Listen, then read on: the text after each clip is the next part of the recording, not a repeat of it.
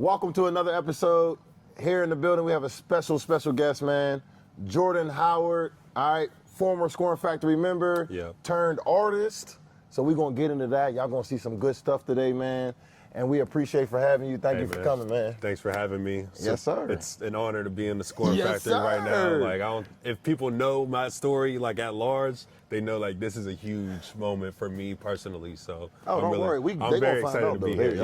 Y'all gonna find out. We're about to get into it. Y'all gonna find out. So let's start from the absolute beginning. Yeah. All right. Tell us a little bit about yourself. How old are you? What's your background? You know what I mean? Let's just talk about basics. Absolutely. Jordan Howard. Yep. 31 years old, Wilkinsburg, PA, music artist, live from the city, hip-hop artist, multi-hyphenate, producer, songwriter, performer, sound engineer. So I do pretty much everything from start to finish. Pittsburgh resident, love Pittsburgh. This is definitely the hometown, so good. Yeah, so super cool. Let's just talk about music right now. Let's just talk about let's update everybody on what's going on with your life right now. Okay. Like what type of music do you make? Why? What was the decision when it came to making music? Or what made you start to make music? I started making music when I was 16 in high school. 16. So it's something that was always a very major part of my life. I'm a hip hop artist. So was that the dream always? I would say so. Okay. I would say so. No matter what, I knew that at some point I wanted to be a music artist, right? Yep. And just being hip hop specifically, like hip hop is something that I think was embedded into my DNA from birth. Yep. You know what I mean? Like I was pretty much raised on hip hop music from just it being on TV all the time, like 106 in Park, different things like that. Throwback shows. Right. To the radio, you know what I mean? Like one of my favorite rappers when I was growing up, Jay-Z. Jay-Z was one of my favorite rappers growing up, hearing him on the radio. Right. I think funny enough, who like really inspired me to do it as a kid was probably Lil Bow Wow. Because I was like looking in the mirror, you know what I mean? Like it's like, you know, like he had cornrows, Allen Iverson had cornrows, I got cornrows, you know what I mean? Like it was just that wave of like, if you had cornrows and a headband, you were like. You was that dude, right, man. like that's why we're going to say you was that dude. If you had cornrows, a headband, a hair, anything. Yeah, but you was that dude. But that's the thing, like the parallel was like, I think that also at the same time, like hip hop culture was really big in basketball as well. It was just like a mirror match between like what was going on in hip hop culture versus what was going on in basketball culture. Yep. You know, you think about the mecca of hip hop, New York City, how big basketball culture plays in that, like Record Park, different things of that nature. So, you know, it was just always something that I felt like no matter where life took me, hip hop music was always somewhere in the fold, if not like in the very middle, at least for me and my perspective. So you kind of like always gravitated towards music. 100%, but like music always, but like hip hop specifically, like hip hop, rap music. I was all about it. Is that the type of music you make now? Yeah. Hip hop music? Yep.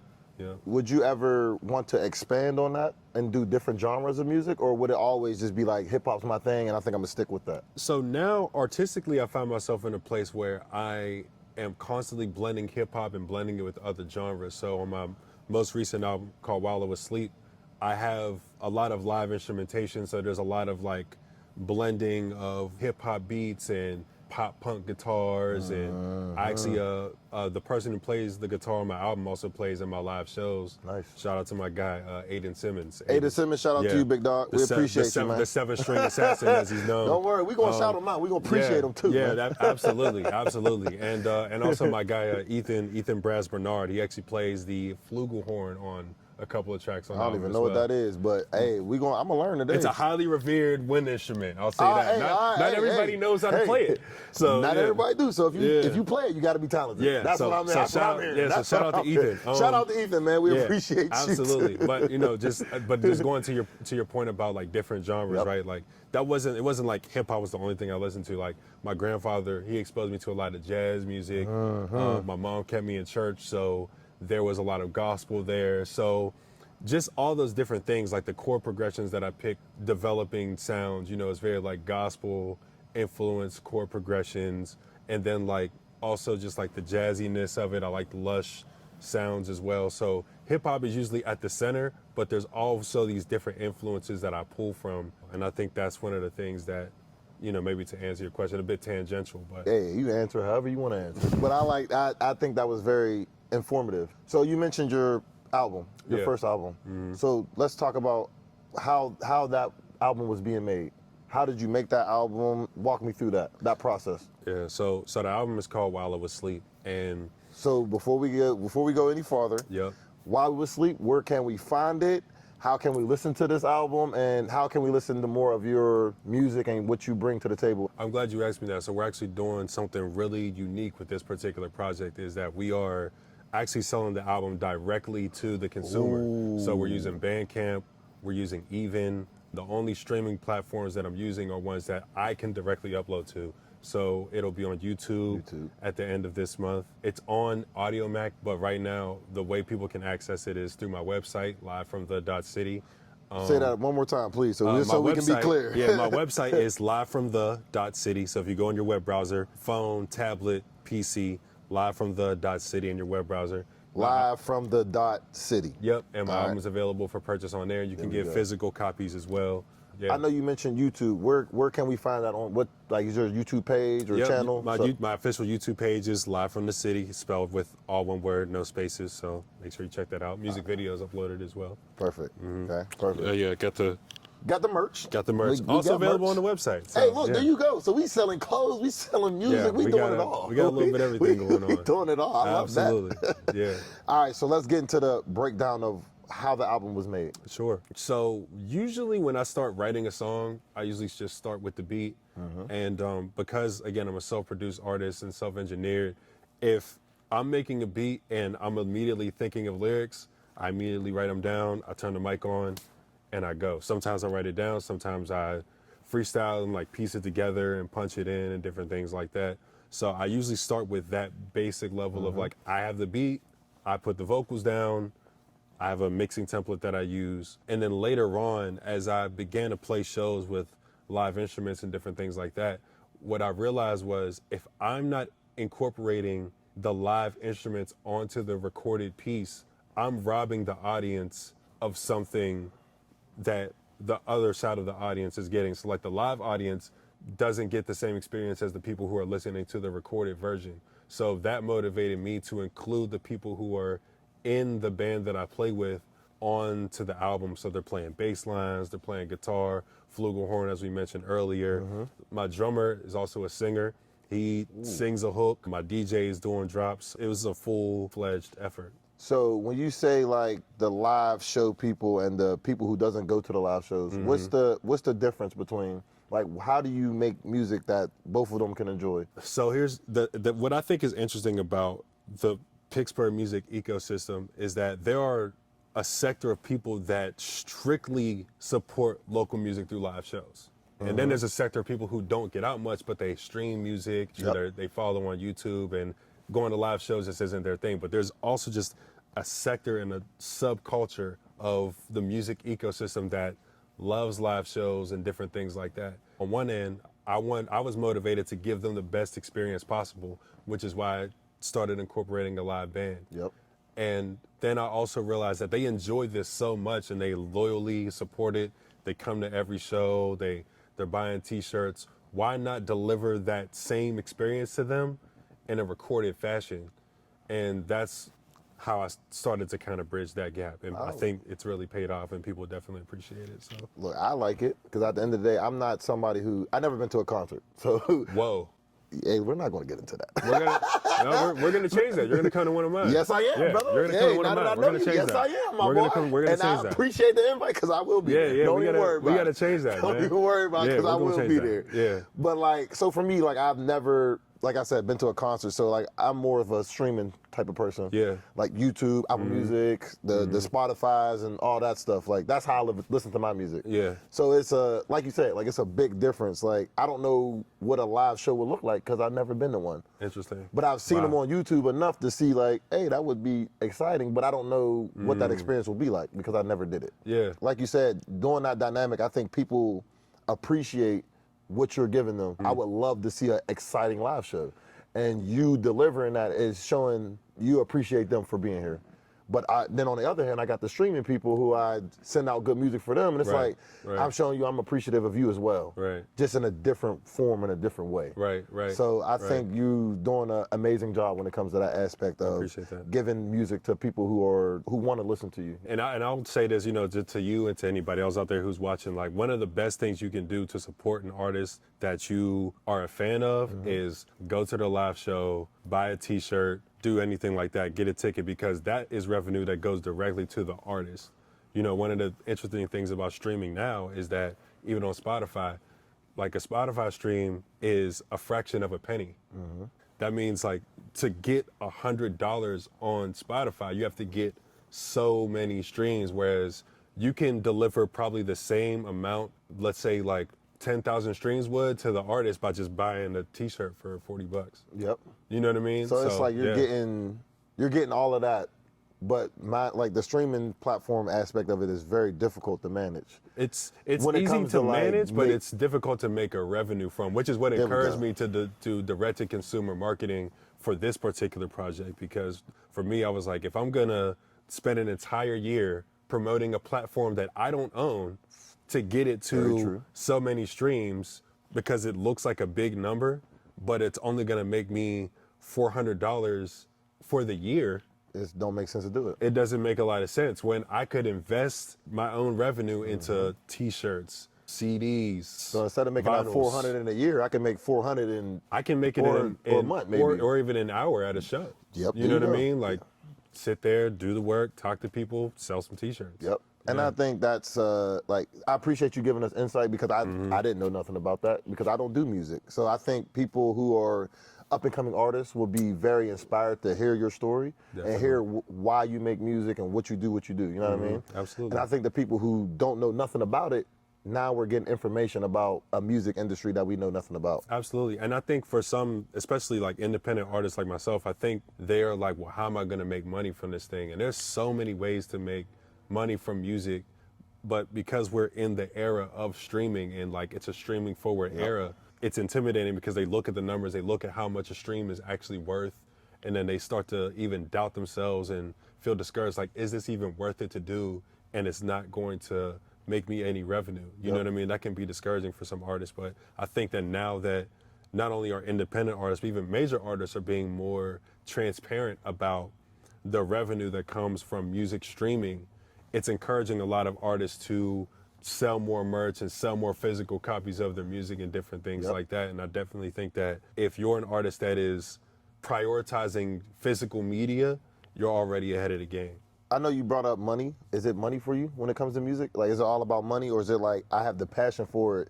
It's just, this is my passion. This is what I love to do. People do things for different reasons. So I just want to hear your reasoning behind, like, obviously we want to get paid for what we do, obviously. Yeah, absolutely. But I don't want that, like, if it's not your end goal, like, what is your end goal when it comes to making music? The initial reason that I transitioned to music was because it was what I loved to do.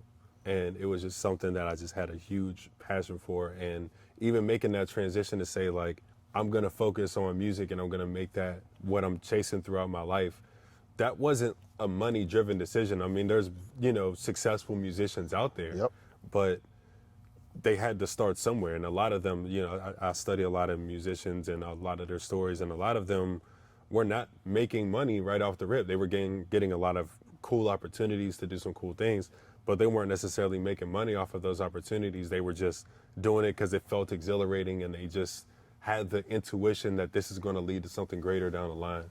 And I found myself with those same feelings and that same intuition, so I decided to transition into music. Now, my end goal is I would like to be a touring musician, self-sustained artist. So that kind of just means like putting out music consistently, building a consistent audience that will continue to support me and different things like that, and just growing and building that community. That's one of the things that I'm focused on, especially now, is like building a community around my music and my work and the shows and the experiences that I'm able to put together.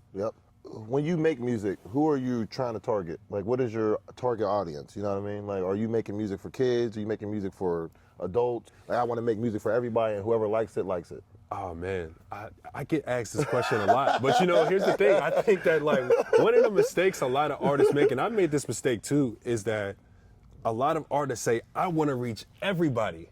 It's almost and you're impossible. gonna reach nobody like that.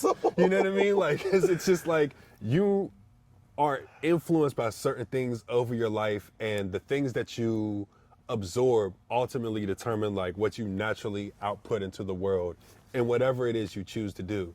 But if you sit there and say like what I'm outputting to the world is for everybody, it's tough. That's not gonna work. Yeah, because everybody don't like the same stuff. I mean, you think about a place like the Scoring Factory, like, because this is a place that I, at least in my opinion and from my experience, was for people who were serious athletes. They want to take it as far as they possibly can. Sure. That's not everybody. Yep. Maybe they just want to have fun for the moment. Yeah. And you can't knock a kid for trying to have fun and enjoy Absolutely something not. new. Because Absolutely it's new. not. And at the end of the day, like you said, we have to start somewhere. Yeah. Like I know you mentioned like rappers starting from the ground up. Like we Yeah. have to build that foundation first. Absolutely. And I have to enjoy what I'm doing before I Absolutely. can take it serious. Yeah. And so to answer your question, this is gonna sound like a funny statement, but I'm gonna explain it. I make hip hop music for music fans. And what I mean by that is break this. that down. Yep. Yeah, Let's break it down. Let's not break the whole thing down. So Let's here's just the break thing. it down. But here's the thing. Like, not everybody's a music fan. I think there's music fans, and I think there's music consumers. What's the difference? So I think the difference is consumer of music is somebody who puts on a Spotify playlist, they drive around to it, and they kind of just let. Like a vibe type thing. Yeah, like they just kind of want to catch a vibe. Like it is what it is. I want to I'ma listen to just- rap music today. I'm just going to put on the rap playlist, Okay. and whatever that is just, what Yeah. that is. I don't really care about the contents of what I'm consuming. Right. There's some people who eat McDonald's just because they want a burger, but they don't care about what's in it.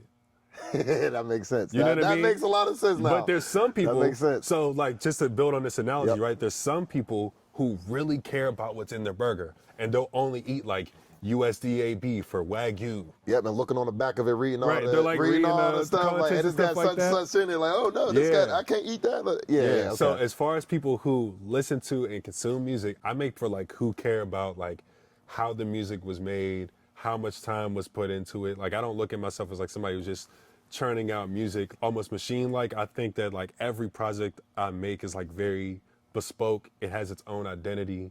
It has its own flavor. You know what I mean? It has its own kind of vibe, and they're all different stories. And because I'm constantly evolving over time, so my music's constantly evolving over time. So people who like really care about stuff, who care about the details, who care about this sound pans from the right ear to the left ear. You know what I mean? Like, oh, I really like the distortion in this guitar. Being a detailed listener of music. Like really detailed listeners of music. Like, I love the way this snare sounds. Yep. Like, do you know how much of a music fan you have to be to care about the snare drum? But at the end of the day, it's like, I think you did a great job of breaking that down. And McDonald's everybody knows McDonald's. Right. So that's a great analogy that you put, because everybody knows McDonald's and everybody feels a certain type of way about McDonald's food. Right. And now we can feel the same way about music. Right. And it's like, I would consider myself just a music listener. I don't think I'm that detailed. I don't think I'm that detailed. Yeah. But you being on here and expressing what you do for music and how you make music, I think that's going to give me an insight of either studying your music more or asking more questions to you about music so I can get a good feel and learn it, you know what I mean? Absolutely. Because I think people don't take time to learn about other people. Yeah. And that's where I think the big disconnect is when it comes to Pittsburgh in general. Like, we don't take time to really learn each other. And at the end of the day, we're all human. Yeah. Like, we all make mistakes. We all go through trials and tribulations. It's just sometimes we don't share each other's stories to understand each other, if that makes sense. And to that point, I think that's why for independent artists, regional, local artists, I think that it's really important to support them while you can. Because like right now, independent artists are really accessible. They'll sit at the merch booth and talk to you. They'll come down to the crowd. They'll do those certain things. And like, the audience and the supporters still have that access. But like one day, if that artist is in the right place at the right time, and they just happen to have done the work to be the right person, you might not have that access to them anymore. Yeah. You know what I mean? Like, so, and there's a lot of stories like that where, one day you were watching somebody in a room of 50, and the next day you were in the back because there were 50,000 people in front of you. You know what I mean? There's so many stories like that. That's a great point because we really just like have to do a better job of taking advantage of an opportunity. Exactly. And I think we don't do that enough. Yeah. Like, especially when the opportunity presents itself. Yeah. Like, either we don't know how to handle it at the moment, to either ask a question, and it's like, sometimes we feel like some questions are dumb. Yeah. You would never know until you ask it. Right. Like, it may sound dumb to you, but if you ask a person who's good at that profession, they're not going to think it's dumb because they feel like you're interested in what they're doing. Yeah, and I think that when you ask somebody who's passionate about those things, like, it's not a dumb question to them because they're gonna love talking to you about it. You know what I mean? Exactly, because it's about their craft. Because it's like, about their craft. Who wouldn't love talking about their craft? Yeah, like, I know I do. I can talk look, about I'm talking to you forever. right now about your craft, so it's perfect. Yeah, absolutely, absolutely. So it's perfect. Absolutely, yeah. All right, so we talked about the album, we talked about music, so let's take things a lot of years back. Okay, yeah. So let's start from the very, very beginning. You know what I mean? Like, let's talk about your relationship with your family. Yeah. Like, how is things with them? Like, how did it start versus how is it now? I'd like to believe that I've always had a great relationship with my family. I grew up primarily raised by my mom up until I was about 15 years old. Shout out to moms. Shout out to mom. We She's love in the her. building. Hey, yeah. Y'all don't see her, but she here though. Yeah, she Y'all is know, here. Man. She's Nah, for real, she here, bro. She here showing love, and we love her. Thank you very much. Absolutely. But yeah, I grew up just raised by my mom, but my mom was always somebody who just instilled not only hard work but also faith as well. So I grew up in like a hardworking household, faith-based household, and I had a lot of support along the way from older cousins, aunts, uncles, different things of that nature. It was a very tight-knit family, but that was one of the things, like, family was always super duper important to me, and my family has always created this environment of like, we all love each other through whatever the case may be. Like, we're not going to judge you per se, but we are going to, like, with love, tell you about tough your love. choices. Yep. Tough love. Yeah, Tough love. tough love, but also just honest love. Real love. You know what I mean? Trust, tough love. It's love. Yeah. Right? At the end of the day, it's all love. Yeah. But I think that, like, honesty is one of, like, the highest forms of love, of how you can love somebody. You know what I mean? Like, I don't know if you can really truly say you love somebody if you aren't honest with them 100%. But I grew up around a very honest family, you know what I mean? Like, and they were always that way, just a culture of that. So, Did they always support what you had going on? Like, because I know, like, music, did they always support your music? Or was it like, when you first made music, was it like, hey, I think you could do this better? Did they give you a lot of, like, opinions about your music? Or was it like, I rock with you regardless? Yeah, I think they loved me regardless, but I don't think they really understood, like, how the whole music thing worked or was supposed to work. Okay. You know what I mean? Okay, so it was kind of just like, we want you to succeed, but we don't really know how that's supposed to work. Like, you know what I mean? Like, we don't know nothing about it, but we want you to do good, of course. But there weren't that many, like, people pursuing music in my family like that. So, there were no, like, adjacent examples of, oh, you want to do music? Oh, that's cool. I can help you. Like, your I can uncle guide also you. does music, Yeah, or so like go your talk to cousin your also uncle. DJs, or whatever the case may be. So that was one of those things where it was kind of like, they were like, okay, you want to do music? Cool.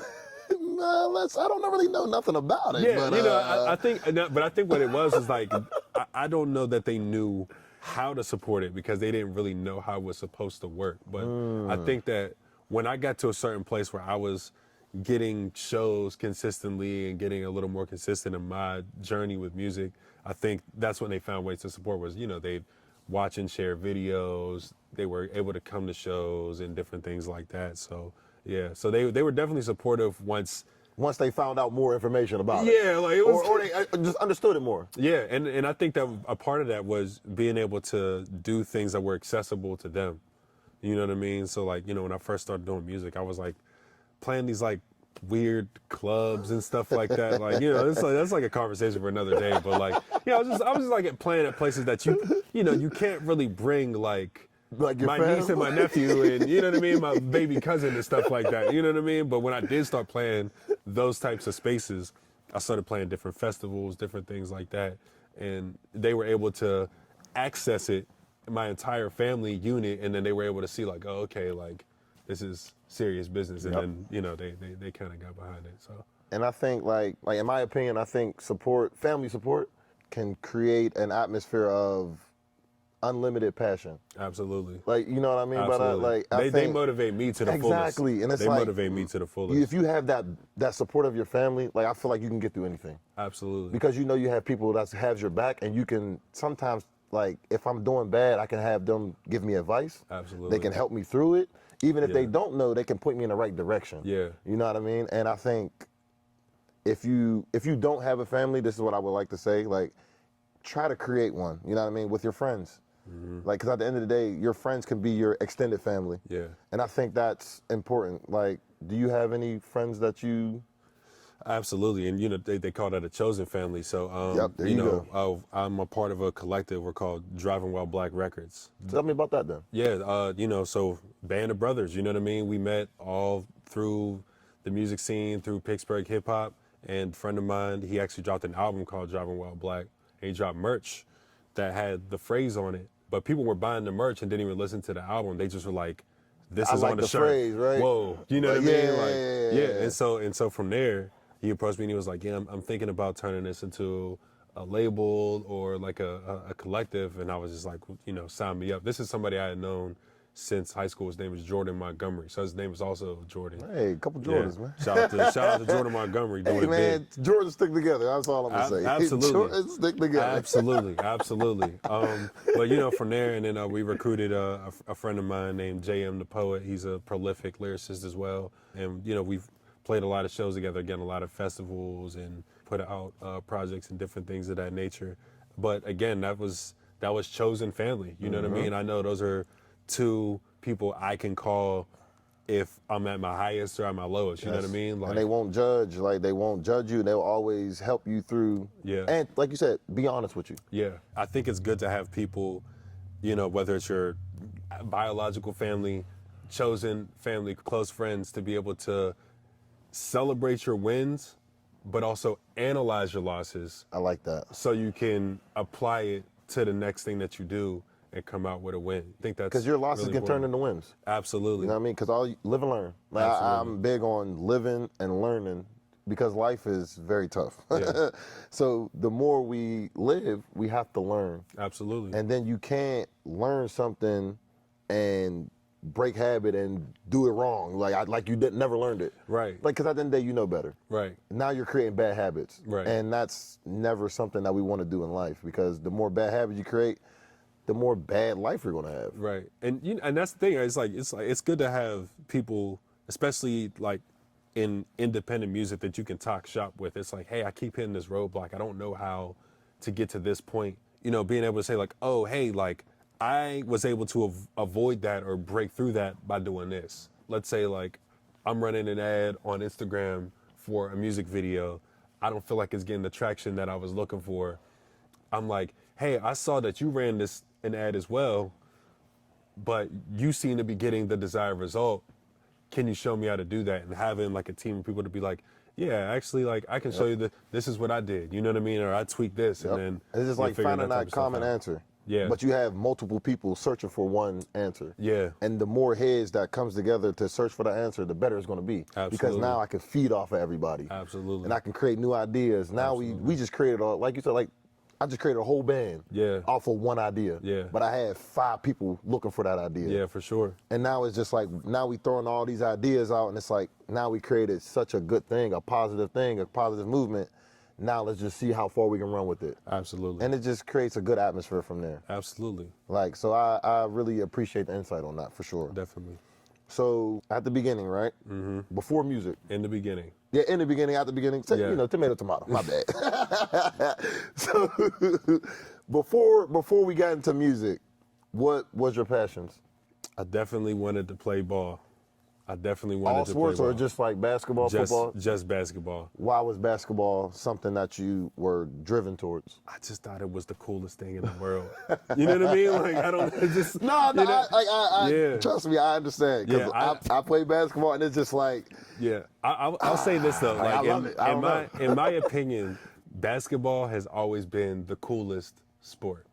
Yes. I just think the cool factor was always there. And Oh, again, trust me, I'm going gonna back, agree with going that. back to our earlier conversation of just like, hip hop culture being the coolest thing ever, Yes. and basketball culture and hip hop culture being at that crossroads. It just was like everything about the basketball culture at the time spoke to who I felt I identified with and who I identified as. And it's more like so. you was able to relate to that. Yeah. Like, and it was like once you related to it, it's like, all right, I can relate to that. Now let me see if I like it. And then Right. once you play it, it's like, oh, I do enjoy it. Yeah, So let me take it further than that now. And you think about like just going from, because I was born in 1994, right? Mm-hmm. So by the time I'm able to like really understand the things I see and hear, Air Jordan shoes, coolest shoe ever, right? AI You know with what I the- mean? like you said, Allen AI, Iverson yeah, the with the cornrows. jewelry and the clothes. But think about all the players who were like super cool at the time. Allen Iverson, Vince Carter, Tracy McGrady, Carmelo Anthony. LeBron came on the scene in like 03, 04. Yeah. And LeBron was like, yeah, he was like Superman. You know what I mean? Yo, Like, straight out of high school too. Yeah, he was like a like- comic book character.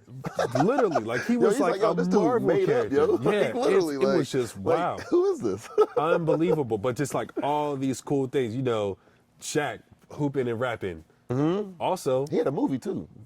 I Am Kazan. funny thing about Shaq, people get on his rap skills. He's going platinum twice. Yo, but he has can 2 platinum rap. albums. I don't understand, Yeah. but you know what? I think he gets the flack because first of all, he's 7'1". Ain't nobody else 7'1" rapper. Yeah. That's a little different. Yeah. So he get a little bad rep off rip. But if you really listen to him, he can really like spit some bars, like 100%. Yeah, for sure. But all of that kind of aligned, in my opinion, at the time, with basketball, right? And that was what No, go ahead. Yeah, that's what I had the passion for at the time. So I think that just because of the culture of the sport and the players that I saw like on TV and everything, and one street ball. Oh, that was something. All Yeah, that that was type special. of stuff. That was special. So there was just like a Hot sauce. Yeah. So in my mind, based on what I'm influenced by, as far as like music and everything else, and just sports and that direct correlation, I think what it became was just like, this is what I'm identifying with right now. This is like who I am. This is my passion. This is what I want to do, and this is what I love. That's in front of me. Like, this is what I love to do. Mm-hmm. I know you brought up music and basketball. Yeah. What's the because you said there's a correlation. Yeah. What is the correlation between music and basketball? Because you're somebody that's done both. Yeah, man, I think definitely one of them is like teamwork. Like, again, I mentioned that I'm an independent artist, but being independent doesn't mean being by yourself. Yeah, I don't always have to rely on me. Yeah, it's not just like me doing every single little thing, Right. you know what I mean? But it's just like being able to rely on, your teammate. I think one of the things I always heard from my coaches was know your personnel. KYP. Know, right? KYP. Know who you're not even know who you're on the floor with, but like know who I'm on stage with. Just know who you're dealing with. You know what I mean? We'll just Yeah, put it like that. absolutely. Like, just know who you're dealing with. Like when I'm like, working with a band, it's like being able to know that like when I say a certain line, here comes the guitar. Yep. Say a certain line and I pull back, my DJ's gonna back me up. It's You like know what I mean? It's like I'm playing tug of war. Like, when I pull this side, you let me pull it. Yeah. All right. Now, when this beat drop, I know it's your turn to pull the rope. Like, Yeah, it's yeah. kind of like that. Like, and but like translating it on stage, right? It's almost like I look at performing with a band like running plays. how? Yeah.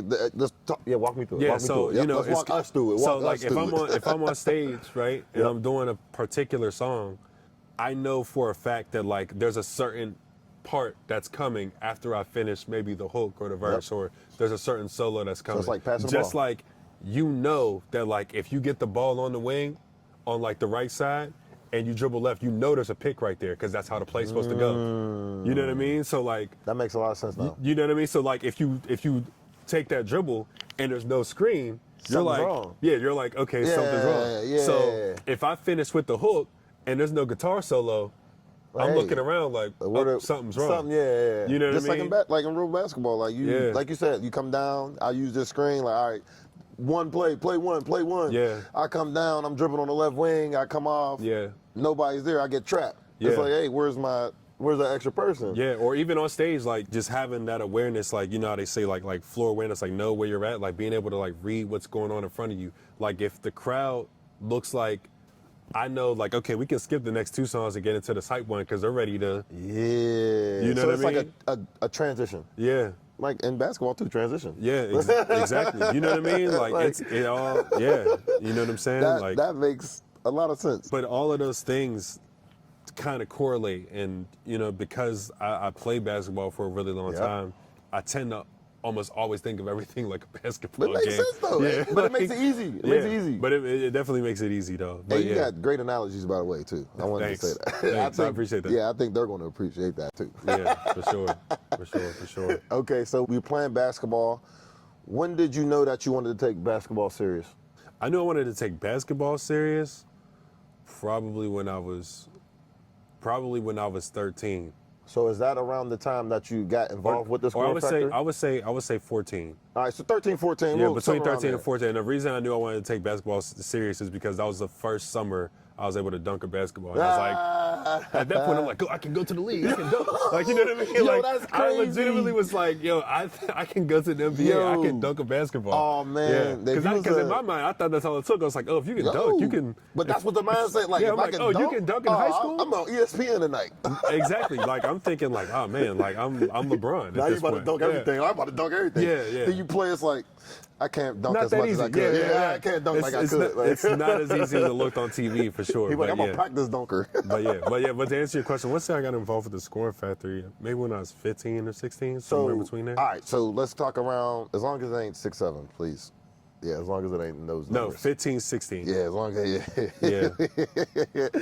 All right, so 15, you get involved with the Scoring Factory. Yeah, right around there. How did that happen? Like, what transpired for you to join the Scoring Factory? Did you see it online? Like, hey, something I want to do. Or I see it looks like a cool environment. I don't think the Scoring Factory was online at that time. I don't know. Maybe, no. I don't know. I wasn't even. No. I'm new. No, kinda. it was like this gonna sound funny, but like it was like joining the Men in Black. Like, no, seriously. Like, no, You got the glasses on. I need to I'm telling take you. your memory away I'm now. telling you. I'm so serious. This is a serious story. It's a true story. I want to say we was at man. I don't know if you've ever been to Shady Side Academy. Yep. But there's the front gym that's like where they play the games. Yeah. Then there's that back gym where they practice. It's like a little. We were in the practice like a gym. dungeon. Yeah, we were in the practice gym. We're running like these drills and different stuff like that. I'm working out. We're doing these different drills. We might have like ran fives or something at some point. And like this tall guy comes out of nowhere. He's like, "Hey man, like you got a nice game." Like, and he hands me like a business card. I'm like, but it was like Men in Black. Remember that scene in Men in Black where he's like, "Yeah, think about it and meet me here." Like, you know what I mean? So, but. Seriously, it was like that. It was just like I was just like I'm looking like business card. Like what's going on here? But some time goes by and I'm like, yeah, I think I want to get serious with this basketball thing. And I was playing on the AAU team and I knew I had the talent, but I really wasn't getting the opportunities I thought I maybe should have been getting, and I wasn't really sure why. So I got in touch with Coach Pete. He had me meet him at Sewickley Academy. We were just telling the story earlier.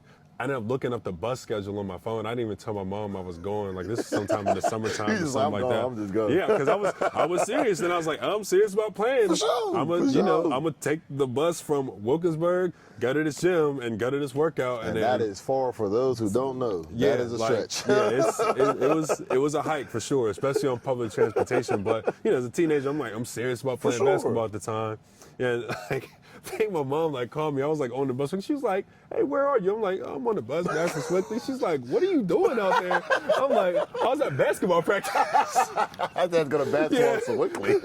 Yeah, she's we're from Wilkinsburg. Yeah, what are you doing? She's like, "It's not even. This is the off season." You know what I mean? So it was just so funny, man. But yeah, Oh man. Yeah. So that was around the time I got involved with the Scoring Factory. It was like an intuition thing almost. Like it was just something was just telling me like, man, I should go check this out and see what it's about.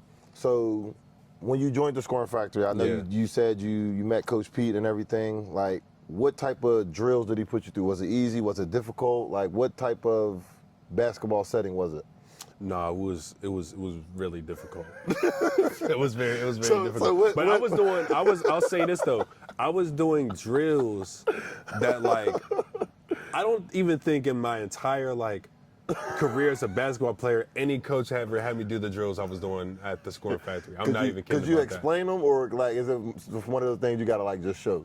I definitely can't demonstrate it now, but but no, I remember we did this one where again, no coach has ever had me do this before. You know, as I mentioned earlier, I was able to jump up and dunk. It was one where I had to stand under the basket from standing, get up, dunk it with 2 hands off the vert, and then do pull-ups on the rim. Right. Like, so like, I don't get a running start. I don't get a step. Yo, I'm telling you, it was wild. It was wild. That was one specifically where I was like, yo, what am I doing? You like, know what? This is like. Don't say too much, because we're going to give these other coaches ideas. No, we ain't supposed to say too much. Yeah, but that was one specifically that it's funny. I see that drill like on TikTok now, and I'm just like, man, I was doing that 10 years ago. Before TikTok even came out. Yeah, like, I've been doing that. Yeah, like, I'm like, nothing. yeah, like there was no like, I don't even think Vine was a thing when I was. I forgot about Vine. Honestly. So, but yeah, that was that was definitely one of them. But it was like super difficult. It was like a lot of conditioning, but it was like just preparing me, I think, to just play like levels above like my peers at the time. Because again, like I think that one of the really ill things about the Scoring Factory, it was ahead of its time in the sense of, if you're serious, I'm going to train you at a pro level, even if you're in high school, because you're going to train at a pro level here. You're going to go play with people your age, and you're going to just start smoking them. Be dominant. You know what I mean? Like, yeah, for sure. You know what I mean? So, you know, I definitely would say, like, even when I got back to playing with my peers, like, my conditioning was different. Just like the way I was playing basketball and thinking about the game of basketball was different, because I just had that exposure to professional level training, you know what I mean? And again, we were doing drills that I'd never even heard of. AAU, we weren't even doing it. So everything was brand new. Yeah. Brand new. Like, I ain't never did this before. Yeah. And I ain't never did it before after you. But even like the challenge was even mental, because like mentally I'm like, yo, what is the point of this? Because like, it's different. Because it's super different than the basketball culture, like overall, that I was used to. You know, again, I definitely think I'm better for it.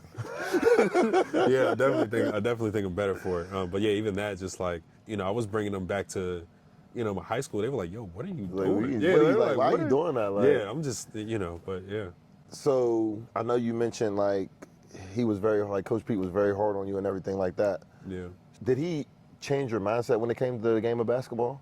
Like, let's talk about this. Before you joined the Scoring Factory, what was your mindset when you played? Like, was you like I'm gonna dominate everybody I play, or a little shy, like, you know, I'm gonna just pass the ball, like I'm not that good, so I'm gonna just pass the ball, move it, or you just like I'm that guy? I think it was a bit more of a shy player. I think that the coach was able to open my eyes up to was like, you know, you have kind of like these God-given abilities, like you're tall, you can jump high, you run faster than you think, but like mentally, I wasn't fully tapped into my abilities like that. Yep. So I think that it really just made me realize, like, okay, like I can take some of like my God-given talents and I can use them in a strategic way to get the advantage on the people I'm playing against and different things like that. So I definitely think it changed my mind in that way, for sure. So did it change for the better? Yeah, definitely. So definitely. It's like once you joined the Scoring Factory and Coach Pete got to coach you and everything, did that influence you to continue to play basketball, or is you like, I know I can take this game really, really far now because I have the support of a Coach Pete? I tried to take it as far as I could. I got injured, and that injury, I think, like held me back a lot because I wasn't able to get the proper What was care the for injury, it. if you don't mind me asking? Something happened to my ankle. Like I tweaked my ankle really, really bad.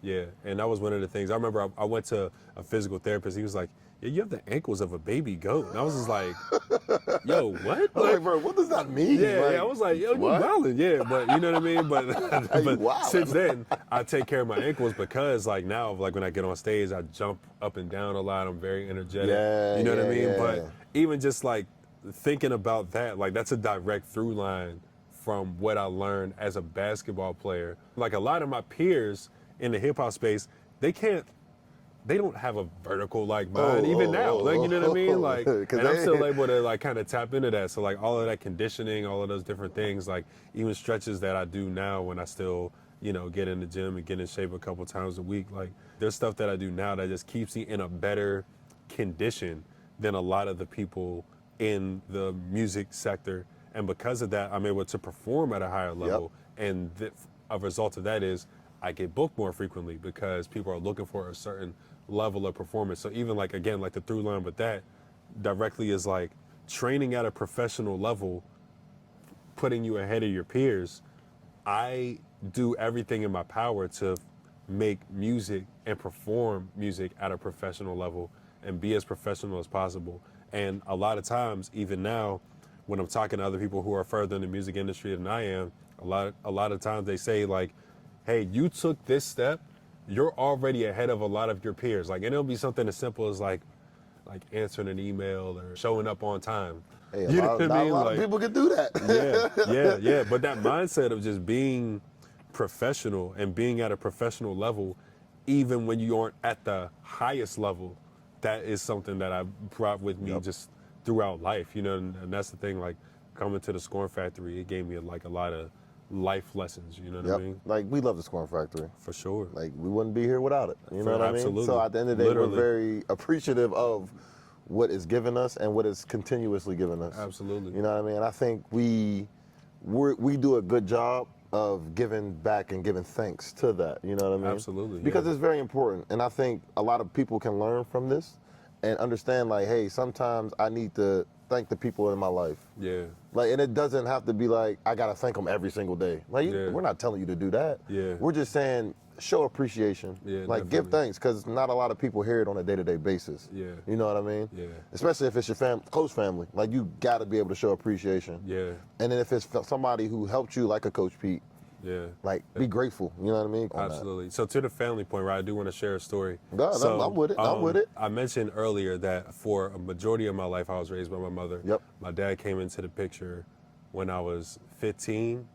You didn't know your dad before 15? I had not met him, no. Okay, my bad. I just wanted to clear that up. Yeah, just so for sure. everybody, you know what I mean? Because we're on the same page. So come to find out, I got 4 brothers and a sister. And you want to know who introduced me to one of my older brothers? Who? Coach Pete. Whoa, True story. Whoa, True story. Whoa, True story. Whoa, True story. True cut story. The cameras, cut the show. Hold on. True story. Coach Pete making family matters. True story. True story. It's like Family Matters, but basketball. Literally. Yeah. All right, so, all right. First of all, we got a whole bunch of questions. Like, all right. I just blew his mind. Yo, that was. I just blew this dude's mind. That was crazy. Oh my God. The first sibling I met, I believe, was the day that I walked into the Scorn Factory.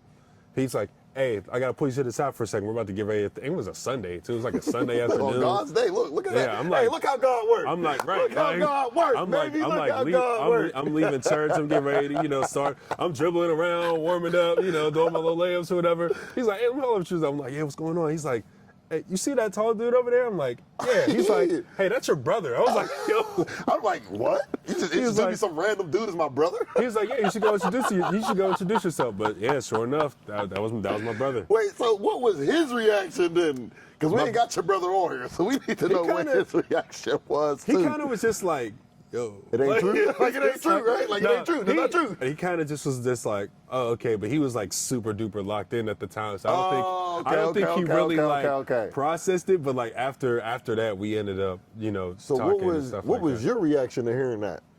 Was you surprised or you like, no way? I knew I had 4 brothers and a sister. And it was funny, right? Because this is also somebody, the Pittsburgh is a relatively small city population-wise. So like the subsects of like certain sports or certain cultures is like also much smaller than that. So Western Pennsylvania basketball and the people that play it, let alone the people that play at a high level, that's not really a big group of people. It's not. A handful probably. So I had heard about my brother for years.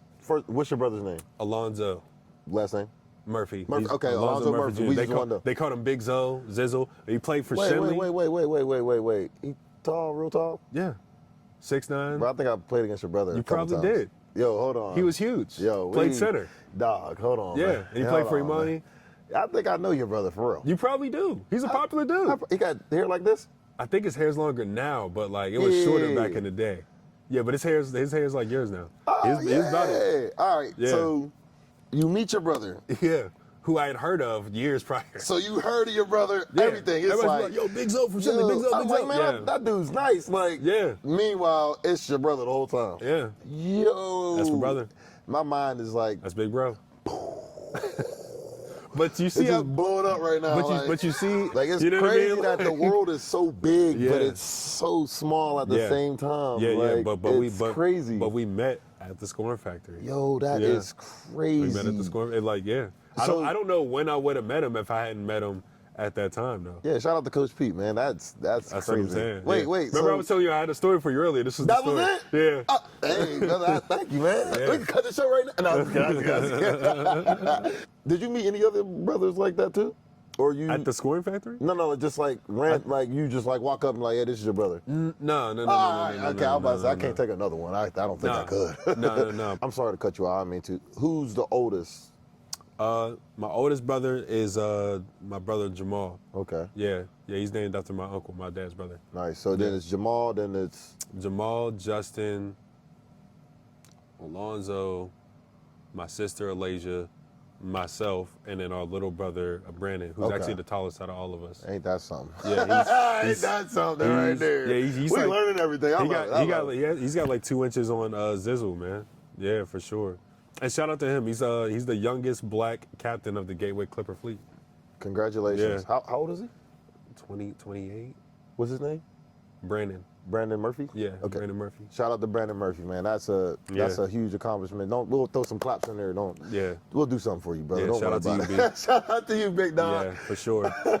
Yeah. All right, so you didn't know your family, you didn't know your brother and sister till what, 15, 14? Yeah. So 15. something around 15 or 14. It's like, was it hard to learn family members? It can't be any. Or siblings, I meant? It can't. I don't think it's any harder than learning a family member when you know them since they're born, and when they start to form their own personality and everything else. It's like the same thing, except you just kind of have this like, okay, like we're meeting now, but I think it was a little easier because we're all grown. I'm about to say y'all was older, so y'all understand each other a little bit better. Yeah. And y'all can talk things out. Right, we can talk things out, communicate, and See what each other like. Like, I don't like that. Oh, you do like that? Oh, sometimes I like that. Like, yeah. Yeah. So it wasn't super difficult. It was like first day of school, right? Yeah, Like, you know what I mean? yeah, Like yeah, you're surrounded by yeah. a bunch of people that you might not know like that, but you get to know them over time, and yo, that's an Yeah. awesome story, man. Yeah. Like meeting them, just be like, hey, like you're my brother. Like what? Yeah. Like what is going on, bro? yeah. And I was just like, I think I just went up to my brother. I was like, hey, I'm your brother. My name's Jordan. What up, brother? Like what? And then Like, Coach who Pete's is like, that dude? all right, bring it in. It's like we're doing it. I was like, okay. Like I just introduced you to brother. Now it's time to work. Let's Right, go. right. Yeah, come on. Yeah, so like, so first thing is like, hey, I'm your brother. 10 minutes later, we're having a 3-point shootout. You know what I mean? Like, it's like, that's wild. Hey man, shout out to the Lord, man. Yeah, it was. Yeah, but it was a beautiful thing though. Oh yeah. man. It was Okay, a beautiful so thing. obviously it was you and your mother before that. You know, Yeah. how did your mom feel about you meeting your brothers and sisters? She was cool with it. Yeah, she was cool with it. She was really. I think that if anything, my mom has always just encouraged me to pursue relationships with my family on either side. Yep. Right, because you only get one family. You know what I mean? Like, and it's even when I was younger, like I was always asking my mom like about siblings and different things like that, and also just like having. I grew up and I had like friends and different stuff like that, but like being able to have somebody who understands you on a human level in that way, you know what I mean? Like there's something like inherently special about having somebody who understands you literally to your core DNA. That's a really special thing. That for me was one of the things that I was like, yeah, that's super cool. Yeah, love it. So when it comes to like challenges and like your siblings for the first time, was it hard to imagine, or was it hard to be like yo, this is really crazy? I've always wanted siblings, so like for me, like it was just kind of like I just was like, It was man. a great thing then. Yeah, it was just a great like, to thing. me, I just was like, I mean, it's weird, it's a little awkward and maybe a little clunky at times, but, I wanted to pursue those relationships because I was just like, wow, like, I have brothers, I have a sister, this is really cool. it's weird, but it's cool and a little scary, right? But Definitely but they scary. always say that. But there's that mantra where they say like, do things scared. You know what I mean? Because it's just like it's either you do it scared or you like don't do it at all. Yeah. You know what I mean? So I like that. I never heard that one before. Yeah, but so- I like that because if you get in the habit of doing the scare, you won't be scared anymore. Yeah, like the more you're doing it. Yeah, you do it, and then it's just like, oh, okay, like It wasn't that bad. Like, I did all right. that. Yeah, so It's you know, like getting on a roller coaster. listen, I jumped right into it. You know what I mean? And I have definitely a special relationship with all of my siblings now, like individually. And That's wow. next level different. Yeah, man. yeah. Like my nephew Wody, he's a beast at basketball. How old is he? He is 15. Wow, Yeah. wow. Yeah, but he's a monster at basketball. What's his name? We call him Wody. Wody? Yeah. Shout out to Wody, man. What's up, Appreciate Wody? it. Yeah. What up, Wody? What's Yeah. up, my boy? But yeah, no, he's a beast. He's averaging like 20 and 5 or something. What school like you go that. It's in Charleston, West Virginia. All right, well, we'll be on the lookout for you, big Yeah, dog. for Don't sure. even worry about it. Yeah, all right? yeah. So, he's bad. in your opinion, all right, obviously, because you're here, how can we elevate Pittsburgh as a city? Like putting us on the map. That's a good question. I think that one of the ways to elevate anything is to have a structure. 100%. So do you think Pittsburgh has a structure? I think we're starting to get structure around certain things, right? But I think that, or maybe even infrastructure might be a better word. Okay, I like that. I think about like just in the music scene, like there's a lot of places that have more established music scenes, and music is at the forefront of their culture. Yep. They have, kind of like an order of events if you're gonna make it to that next level. Like, you work with a certain artist, certain teams, you start to play certain venues depending on the genre of music you indulge in. I think that's one of the things is like we need like infrastructure around the things that we want to succeed. What I would like to see, especially like in my industry in music, is just infrastructure around that. And I think that one of the biggest things we got to overcome is we have to start looking at ourselves as one music scene. Yep. And not like sectoring off into genres, because we are a small city. Yep. That means we have a really small music scene as far as like active musicians, and even smaller than that is what I would call like elite musicians, like people who do it, make a living off of it, It's are like the handful consistent, of people. have a following. Right. That's really not a lot of people, but there might be people who are like at the forefront of the hip hop scene, but they don't know anybody in the pop punk scene. They might not know anybody in the indie folk scene.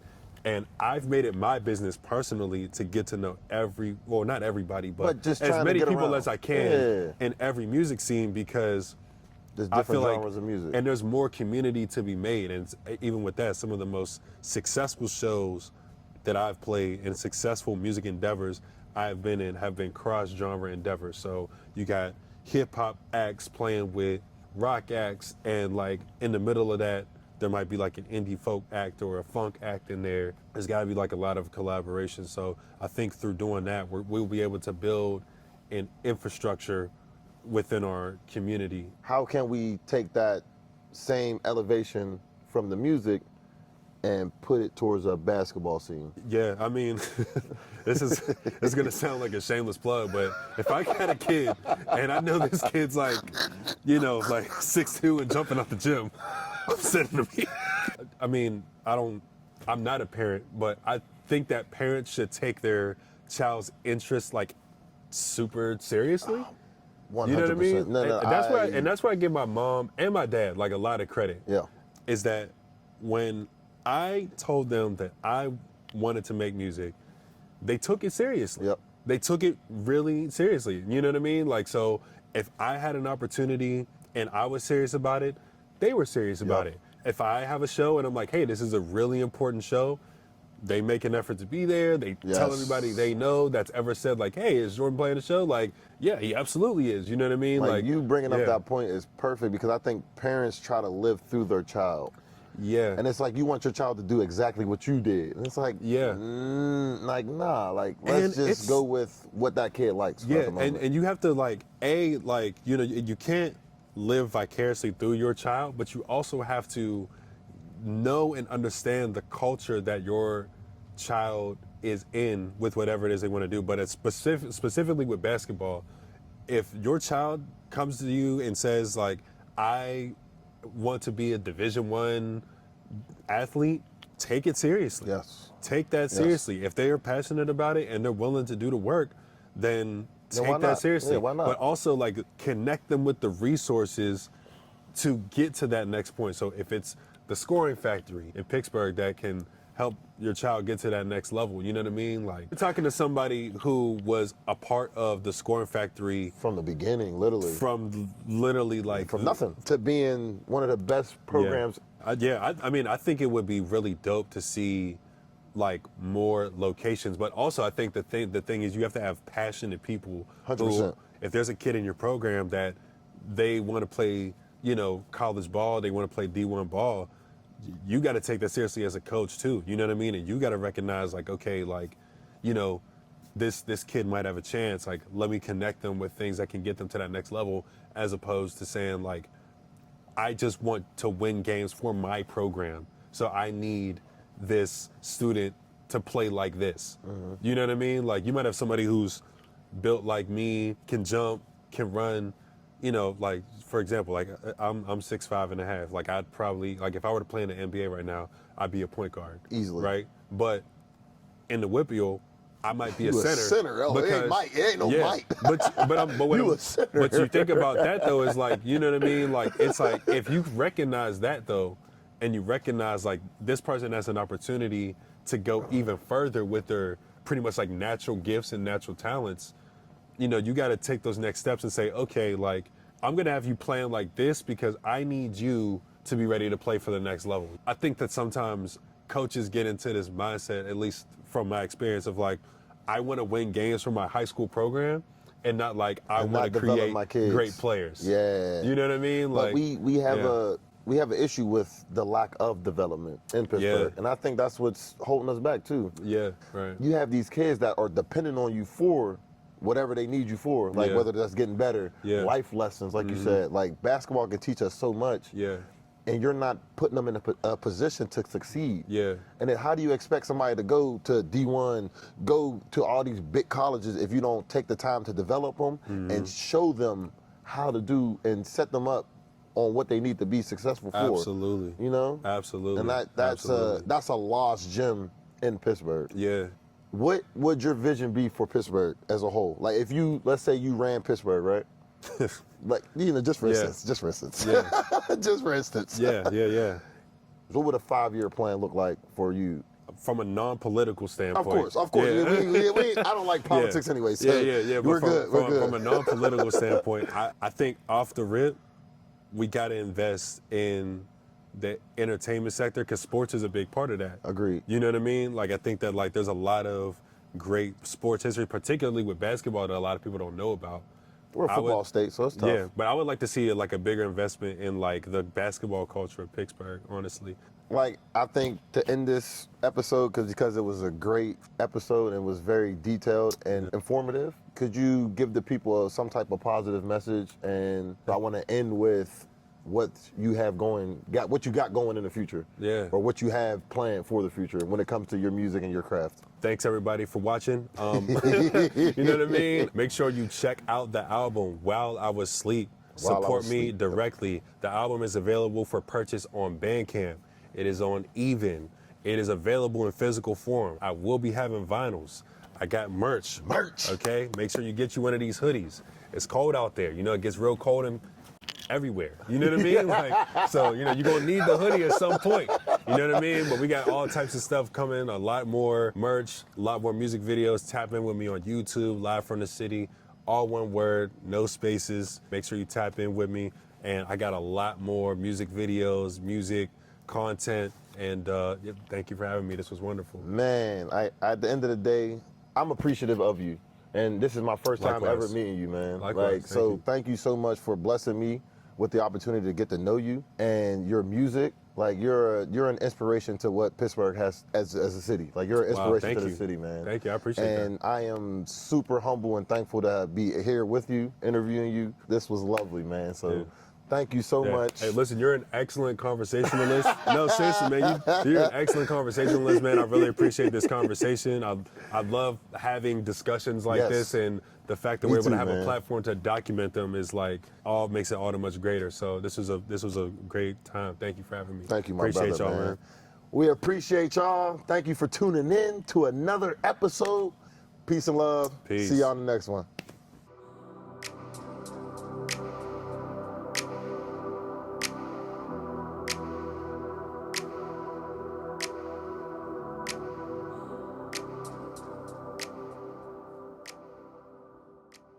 Yeah. I just took this out at random. I'm not gonna lie. What's up? Special episode for another wait, no, I don't like that one. Check. Mic check 1 2.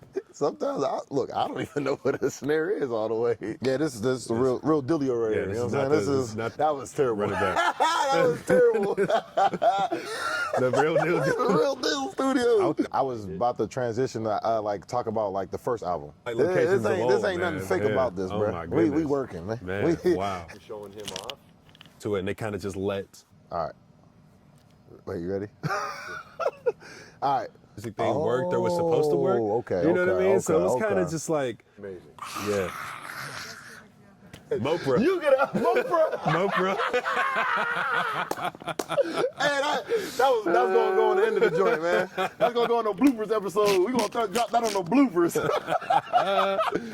He lives in Pittsburgh still. What part of the city, though? Hill District. Yeah. And it, But it I'm gives, not like- doing the pull-ups though. It's over for that. It's just like a Hot sauce. Yeah. So in my So, whoa, like, I know you, excuse me. he's really good at this. Hey, He's thank good at this.